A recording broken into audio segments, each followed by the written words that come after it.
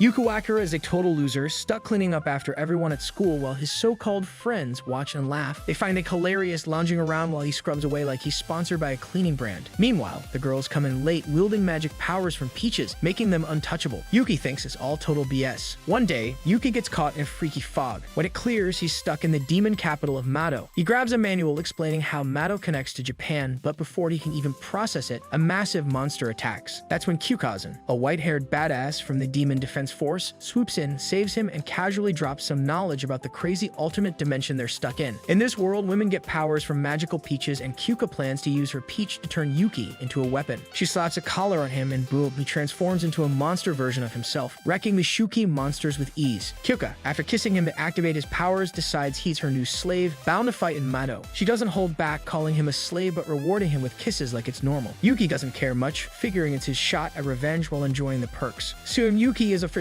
part of the 7th Squad, playing both a slave and dorm caretaker. Men can't officially join the defense force, but Kyouka's making an exception. Things are about to get a whole lot messier. Yuuki's stuck cleaning the 7th Squad dorm when a Shuki crashes through the barrier. Nei strolls in, dropping the bomb that this area is in one of the most Shuki-filled zones in Mato. Himari pops up, slicing the creature in half with ease. She mocks Yuuki for slacking and orders him to cook dinner. Yuuki's attitude doesn't sit well with her, and she rips into him before heading inside with Nei. Left alone, Yuuki gets the feeling he's being watched. Later, the 7th Squad women praise his cooking and cleaning, but Yuki's getting annoyed. He remembers his dream of being a hero and realizes he's lost focus. He complains about not having any battle experience since joining Kyouka. Himari's not having it. With a swift motion, she turns her arm into a sword and points it at him, cutting his whining short. Yuuki shuts up, realizing he's better off keeping quiet. Kyouka steps in, defending Yuuki as the squad's crucial caretaker. She warns Yuuki about misbehaving, leaving an open threat that's more than just words. Later, Shushu catches Yuuki spying on Himari while she's getting ready for a bath. Using her shrieking ability, Shushu watches him without him noticing, then blows him out by taking a picture. She teases him, offering to keep the picture secret if he agrees to be her slave too. While cleaning Shushu's room, Yuuki tries to delete the photo, but his plan backfires when he grabs her underwear instead. Shushu couldn't care less and laughs it off, calling him a pet more than a man. She snaps a pic of him holding her underwear, making sure to humiliate him further. Later, while Yuuki watches Kyouka and Himari train, a Shuki shows up. Kyouka handles it solo, showing off her hand-to-hand combat skills to Himari. Nei tells Yuuki he's stuck alone in the dorm with Shushu, while the others head to a meeting. Shushu immediately forces Yuuki into giving her a shoulder massage, then pries into his skills. Yuuki admits he's good at it because he used to massage his sister. Shushu opens up, revealing she's the youngest of 3 sisters and grew up without a father. She's into Yuuki because he's the first guy she's met after attending an all-girls school, and now she wants to make him her slave. She craves excitement, which led her to Mato and the defense force. Bored, Shushu suggests a fighting game, but the stakes are high, loser has to strip. It's a total joke. Yuuki loses every round, ending up naked while Shushu stays fully clothed. Trying to dodge further humiliation, Yuuki argues it's unsafe to be naked. Shushu casually grows to the size of the room, teasing Yuuki that she's the one with nothing to fear. Eventually, Yuki's completely exposed and Shushu can't stop laughing. Before things go any further, a massive Shuki attacks. Shushu goes full-on beast mode, growing to the size of the creature and taking it down in a one-sided battle. Just when she thinks she's won, a bigger Shuki shows up. She tries using her ability again, but it fails. Yuuki, realizing he's powerless without Kyouka, it's a wild idea. He kisses Kyuka's combat boots, triggering a partial transformation. Now with some Shuki-like power, he defeats the giant monster. As Yuuki reverts back to human form, Kyouka and the squad return. She massages him to soothe the injuries from his transformation and orders Shushu to thank him by helping with his caretaker duties. Meanwhile, a defense force squad is dealing with a tough Shuki fight. One girl stays behind to cover her teammates but gets captured and beaten. Just when the Shuki's about to take her out, a mysterious woman stops it cold. She senses Yuki's presence in Mato and recognizes it immediately. Kyouka and Yuuki step through a portal back to Japan. Kyouka changes into casual clothes while Yuuki, growing impatient, waits nearby. He asks where they're headed, but Kyouka remains silent, offering no response. Back at the dorm, Shushu asks Nei about Yuki's whereabouts. Nei casually mentions he left with Kyouka, prompting Shushu to mutter something about a date. Kyouka and Yuuki arrive at a graveyard. Kyouka explains that it's the final resting place of her family and friends, all victims of a powerful Shuki, known as the Unicorn. She reveals the Unicorn escaped, leaving her with a personal vendetta. She looks at Yuuki, reminding him that he needs to be prepared for the day she confronts it. Yuuki quietly listens, understanding the weight of her words. Yuuki suggests they take a break, and the two find a restaurant. While eating, Yuuki opens up about his own loss, his sister, taken during a Mato Gate incident. Kyouka, understanding the pain of loss, listens intently. Yuuki notices a smile form on her face, reminiscent of simpler times with his sister. A brief flashback shows a young Yuuki cooking with his sister, a moment filled with warmth. But their peaceful moment is interrupted when Kyouka's phone rings with a conch shell tone, signaling an emergency. Without hesitation, Kyouka tells Yuuki to transform so they can head back to Mato.